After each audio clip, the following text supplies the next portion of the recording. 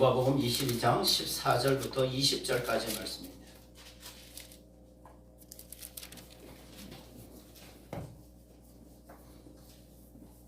지금 반주기 소리를 아예 완전히 줄여줘.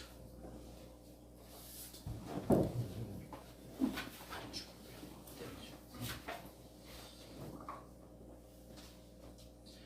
14절부터 20절까지 말씀 보도록 하겠습니다. 때가 이르매 예수께서 사도들과 함께 앉으사 이르시되 내가 고난을 받기 전에 너희와 함께 이 유월절 먹기를 원하였노라.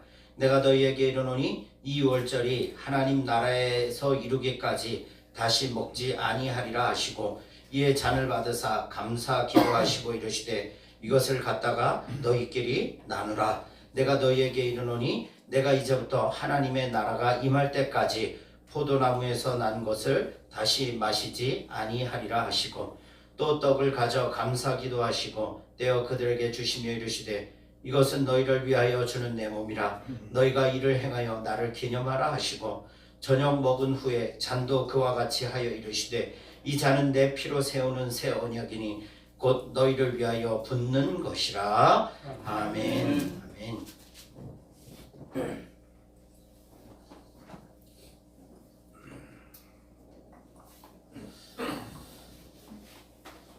오늘 성찬을 지난 한 주간 기도하고 또 준비하면서 말씀을 또 준비하면서 불현듯 제 자신에게 이런 질문을 하나 던지게 됐어요. 제 자신에게 이런 질문을 던지게 되었는데 좀 부끄럽기도 하고요.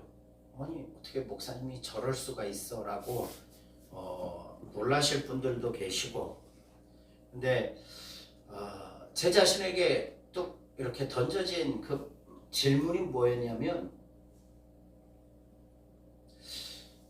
너 구원 받았어? 이 질문이에요. 너 구원 받았어? 라는 질문과 너는 왜 구원을 받아야 하지? 이 질문이 던져졌어요. 저 자신한테. 그러면 여러분 목사 정도 되면 얘 답이 확 나와야 되잖아요. 딱 나와야 되잖아요. 그런데 그 질문을 딱 받고 한동안 아무 생각도 안 나고 뭐 어떻게 대답해야 될지 모르겠더라고요. 내가 구원받은 건 확실한데 내가 왜 구원받아야 되지? 한참을 고민하고 묵상을 해봐도 뭐 어떻게 이것에 대한 답을 제 스스로 던질 수가 없어요. 왜 내가 구원받아야 되지? 여러분들 제가 여러분들한테 이 질문을 한번 던져볼게요. 여러분들은 구원 받으셨습니까? 구원 받으셨어요? 네, 솔직하게 고백하셔야 돼요. 진짜. 저도 제 부끄러운 모습이 목사가 어떻게 저런 말을 할 수 있을까? 솔직하게, 솔직하게. 꾸며서도 안 되고요. 과장해서 남을 위해서 뭐 이렇게 고백해서도 안 돼요. 실제적으로 내 안에 그 고백이 터져나와야 돼요. 나 구원받았는가? 아멘. 아멘이라고. 그럼 여러분들은 어떻게 구원받았습니까? 어떻게 구원받으셨어요? 예수 믿어서. 예수 믿어서. 제가 뭐 오답을 얘기하는 게 아니고 뭐 이상한 질문이 아니에요. 당연한 질문이잖아요. 그죠? 자, 그런데 좀 하나 더 질문해 볼게요. 왜 구원받았을까요? 하나님 뜻이죠. 네, 대답하기 쉽지 않죠, 그죠? 여러분 왜 구원받아야 돼요? 여러분들 왜 구원받아야 됩니까? 천국 백성 되려고. 천국 백성들이 되시려고 구원받아야 되는 거예요. 여러분은 왜 구원받아야 되느냐? 이 질문을 던졌을 때, 저 자신에게 물었을 때 할 말이 없었어요. 내가 왜 구원받아야 되지? 이거 너무 중요한 질문이더라고요. 너무 중요한 질문. 내가 왜 구원받아야 되지? 여러분들 왜 구원받아야 돼요? 네? 우리가 알듯이 아까 우리 권사님이 말씀하셨듯이 천국 가고 하나님 백성 되어야 되니까, 그러면 이제 이런 질문을 해야 돼요. 정말 처음부터 우리는 태어나면서부터 나는 천국 백성이 되어야 돼 그래서 나는 구원받아야 돼라고 알고 믿은 사람 있어요, 없어요? 없죠.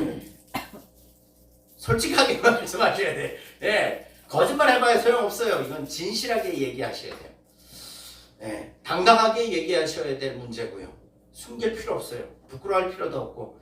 내가 그냥 부모 따라다니지. 예. 예. 여러분 잘 생각해 보십시오.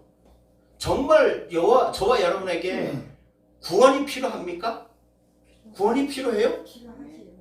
아멘. 필요하지. 정말 필요하셔요? 예.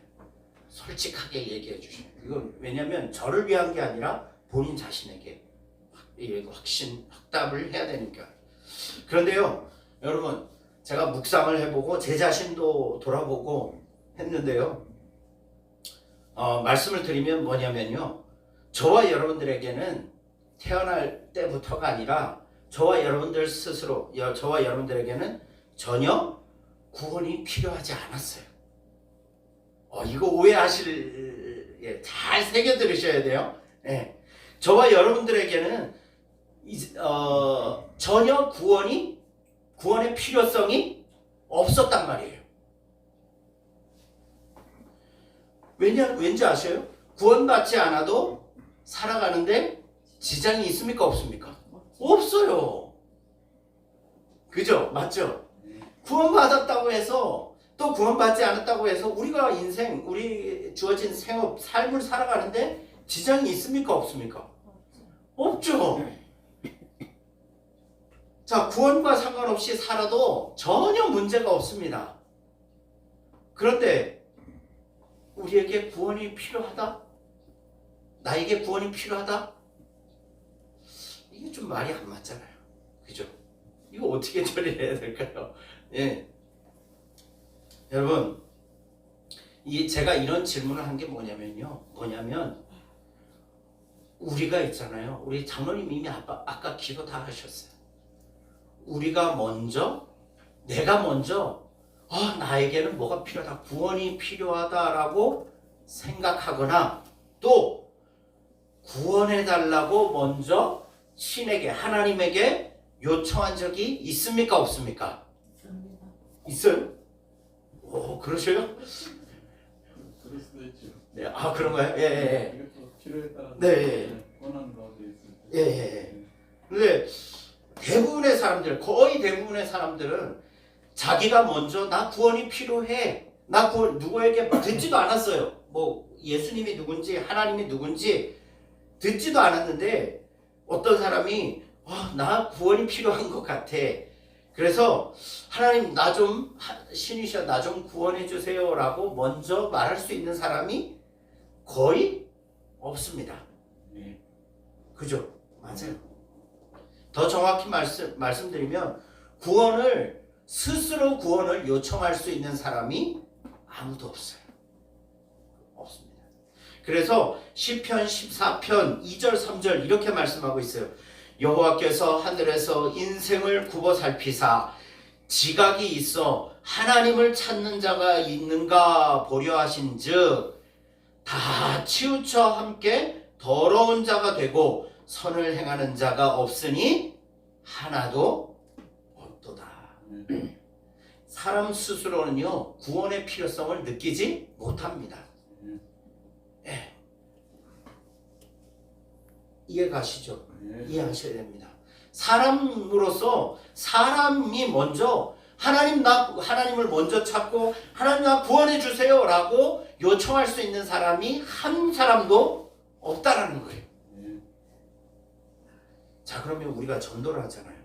전도를 할 때 예수 믿어라고 하면 상대방이, 여러분들 전도해 보셨잖아요. 마을 분들이 누구누구 예수 믿자고 그렇게 얘기하면 그분들은 뭐라고 말해요? 내가 왜 예수 믿어야 돼? 나 예수 믿지 않아도 지금 잘 살고 있고 우리 자녀들도 잘 돼서 잘 살고 있는데 왜 내가 굳이 예수를 믿어야 돼? 바빠서 못 믿어. 그건 핑계죠.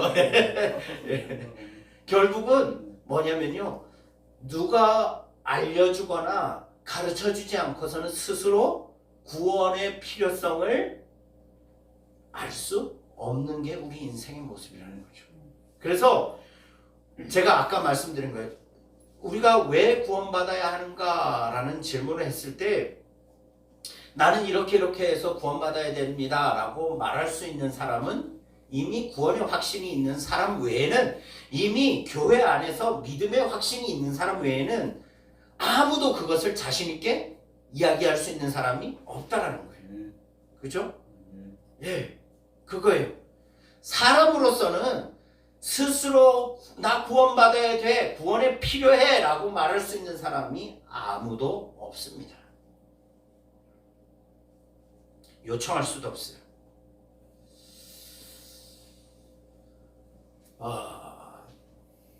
그죠? 그래서 제가 이 문제, 나는 왜 구원받아야 하지? 라는 문제에 한참 고민을 하다가 제 마음에 주신 게 뭐냐면 100% 내가 구원받은 것은 100% 뭐다? 그죠? 은혜다. 은혜다. 내가 한 게 아무것도 없다. 나는 스스로 하나님을 찾을 수도 없고 구원을 요청할 수도 없는 그런 아주 하나님에 대해서 무지한 사람이었다. 그런데 나를 구원해 주신 것은 누구의 은혜다? 하나님의 전적인 은혜다.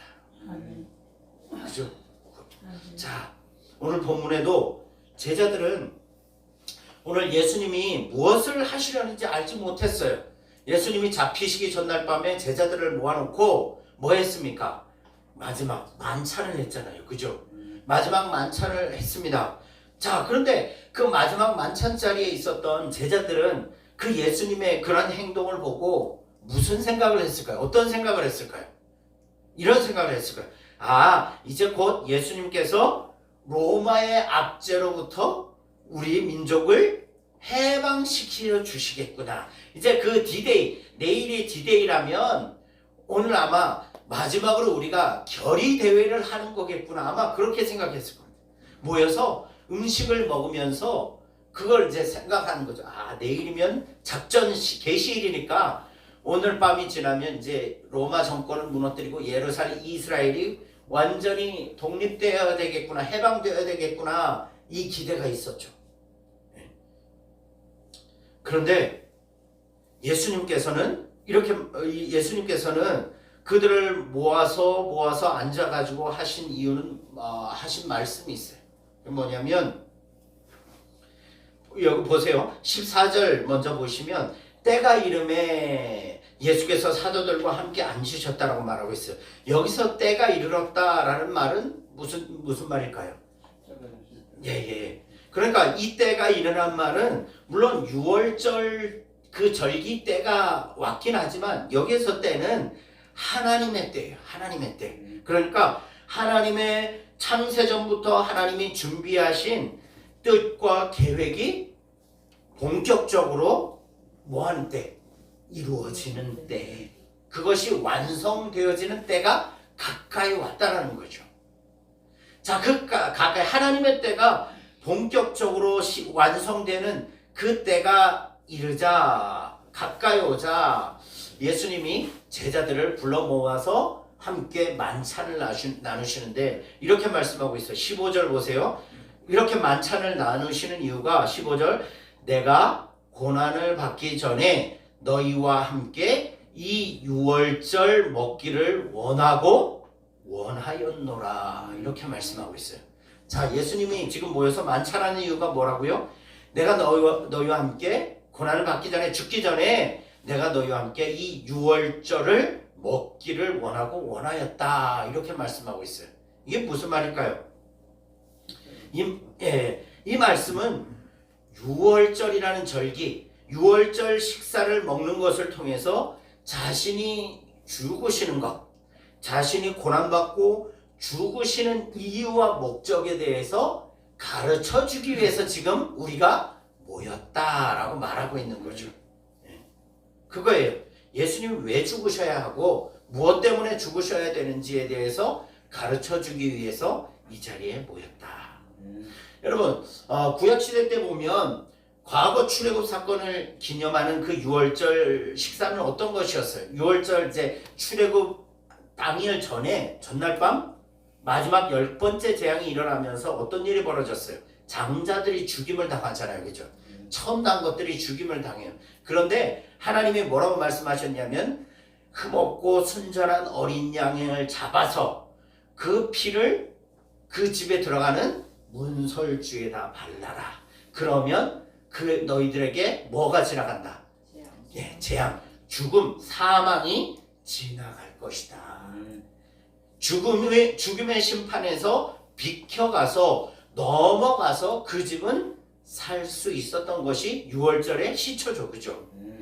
자, 이제는 오늘 이제 예수님이 말씀하신 너희와 함께 이 6월절 먹기를 원한다. 이 말은 무슨 말이냐면 바로 6월절 어린 양 되시는 그 예수님께서 전 온 인류를 구원하시기 위하여 살이 찢기고 피를 흘리시면서 십자가에 죽게 되실 것을 뭐 하시는 거예요? 말씀하시는 거예요. 그 구약의 출애굽 6월절의 진정한 의미가 무엇인지 아느냐? 죄와 사망과 심판이 비껴가서 넘어가듯이 내가 이제 죽임을 당함으로 말미암아 고난을 당함으로 말미암아 이 6월절에 죽임과 고난을 당함으로 말미암아 어떻게 된다? 내가 살이 찢기고 피를 흘림으로 말미암아 너희들에게는 어떤 유익이 있다?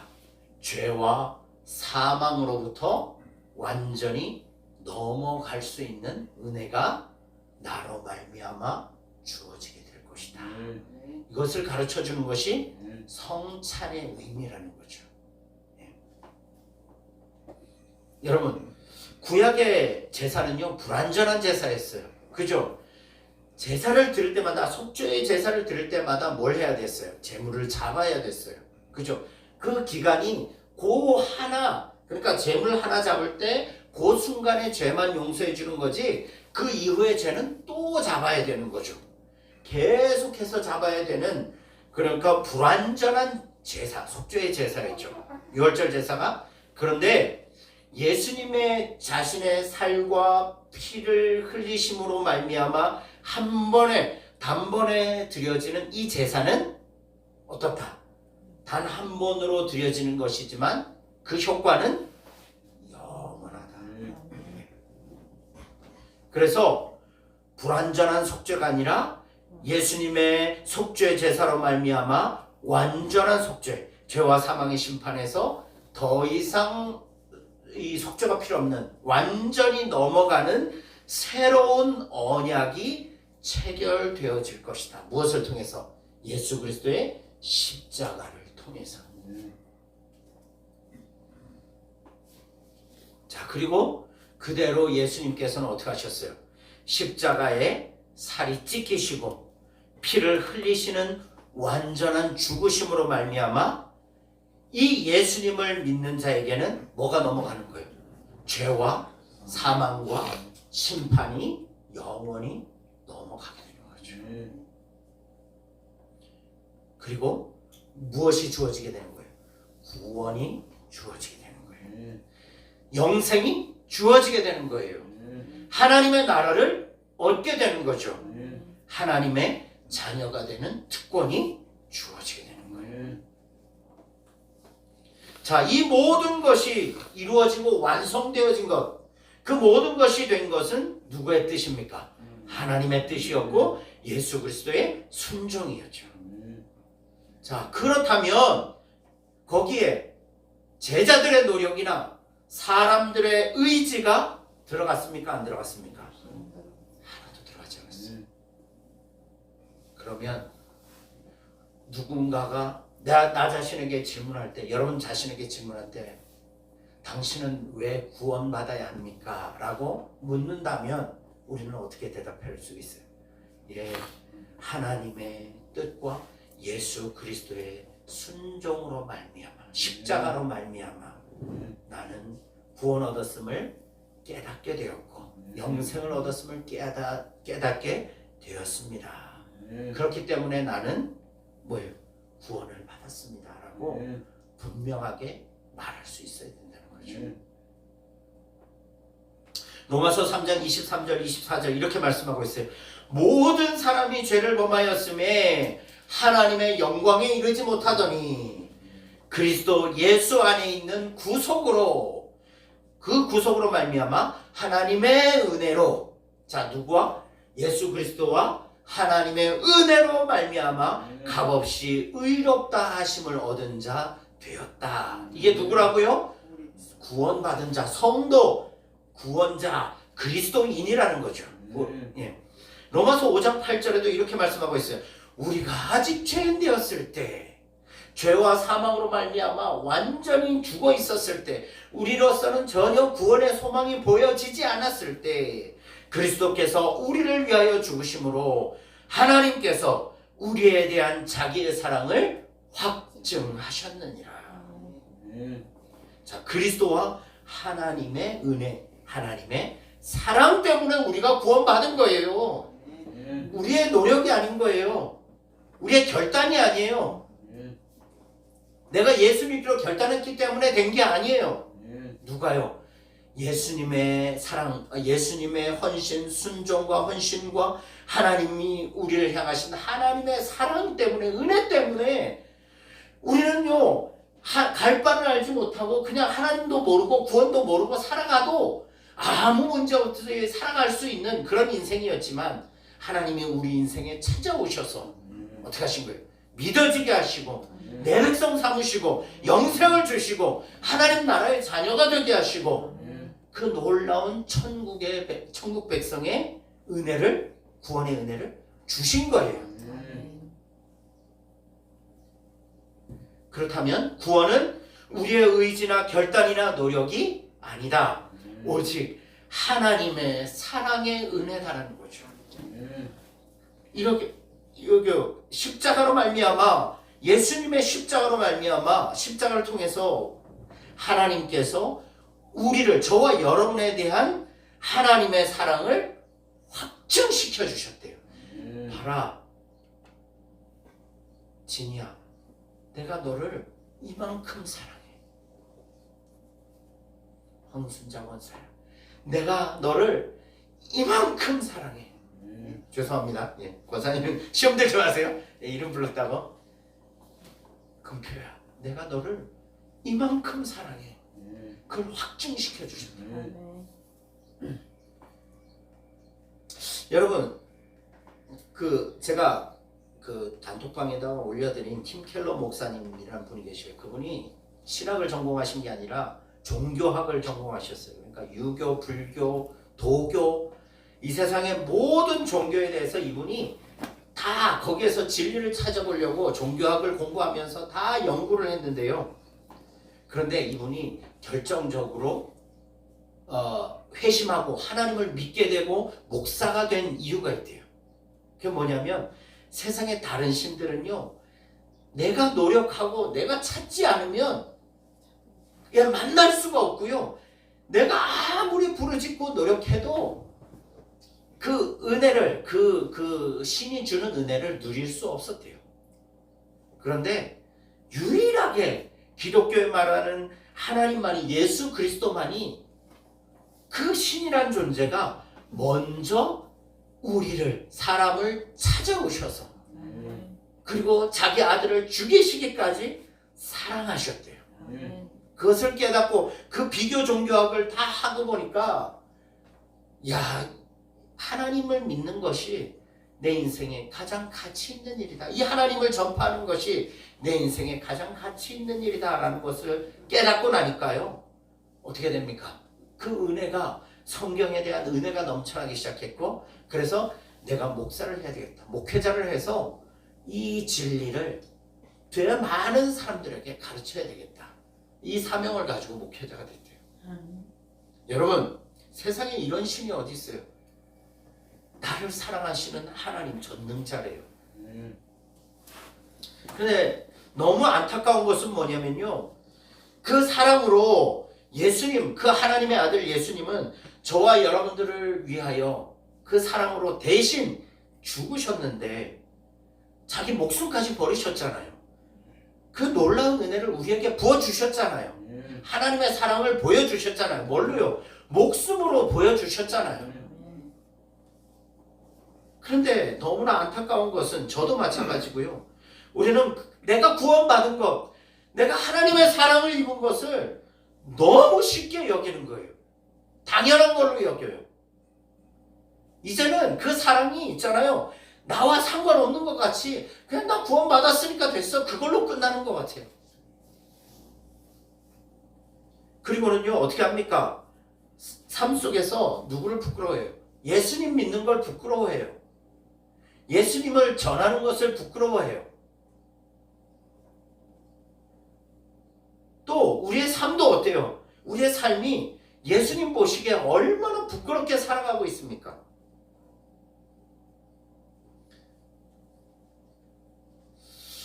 사랑하는 여러분, 오늘 우리가 대하는 성찬은요, 이거예요.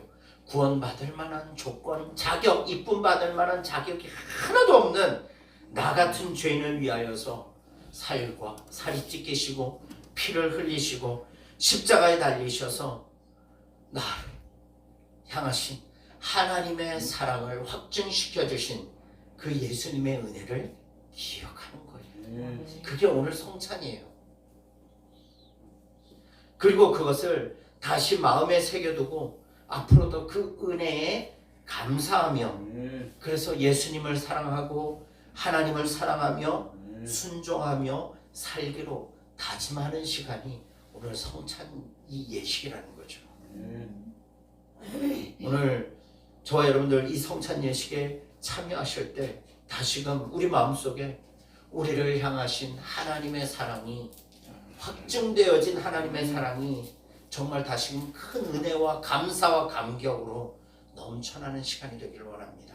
예. 그래서 십자가 그 오직 은혜임을 우리 마음속에 새기고 정말 다시금 우리의 신앙을 바르게 세우고 하나님 기뻐하시는 믿음의 삶을 살아가시기로 결단하는 오늘 성찬식이 되시기를 주님의 이름으로 축복합니다. 기도하겠습니다.